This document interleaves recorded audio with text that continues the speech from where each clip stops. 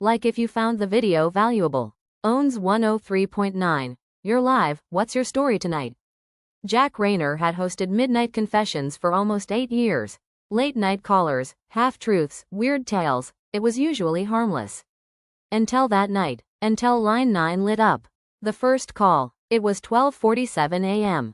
The switchboard flickered. Line 9 wasn't supposed to be active, it had been disconnected for months. Jack hesitated, then hit the button.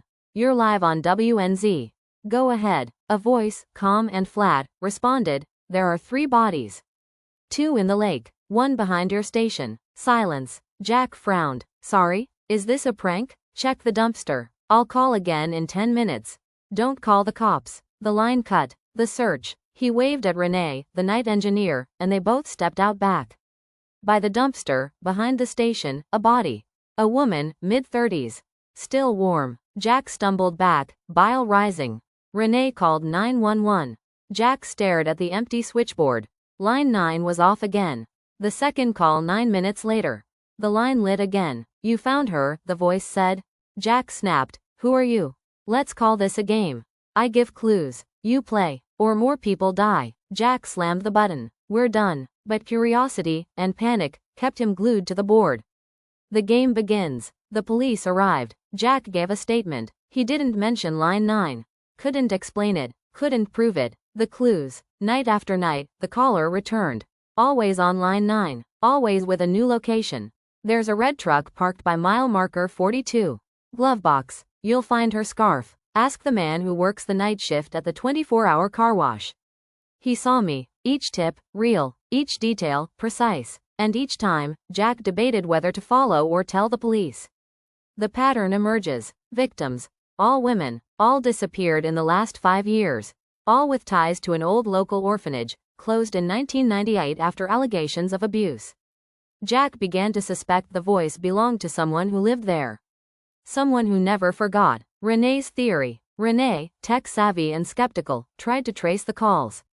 They're bouncing off ghost lines. Analog pulses from towers that don't exist anymore. Jack. Like, what? Pirate frequencies? Renee. Or someone who knows exactly how to hide. The caller slips. One night, line 9 buzzed again. You're close. Too close. The basement at the old orphanage holds the rest. Then, for the first time, a cough. Small, almost missed, but Jack recognized it. From an earlier caller. A regular. A man named Victor, who called every week pretending to be drunk and telling fake ghost stories. Confrontation. Jack went through call logs. Pulled Victor's number. Looked up property records. Victor Parr, age 42, lived in a trailer outside town. Renee begged him not to go. Jack went anyway. Victor's place. It was quiet. Too quiet. Jack knocked. No answer. He stepped around the back. A storm shelter half buried in dirt. Unlocked. Inside. Tapes. Files. Clothes. Photos. Trophies. And a desk with a switchboard receiver labeled, line 9. The final call. From behind him, footsteps. Victor stood at the top of the stairs. Calm. Holding a wire cutter. You weren't supposed to come alone, he said. Jack's heart pounded. You killed them. Victor smiled. I revealed them. I'm not the monster. The town is. He stepped forward. Jack lunged. The struggle. It was clumsy. Brutal. Jack was younger. Desperate. Victor fell. Hit his head on the corner of the desk. Unmoving. Jack grabbed the tapes. The photos. Ran. Epilogue. One last broadcast. A month later, WNZ returned to the air. Jack sat behind the mic. No line 9. No more calls. Just a message. To everyone who listened. Truth doesn't always shout. Sometimes it whispers, late at night. Thank you for hearing it. And then silence. Until the red light blinked.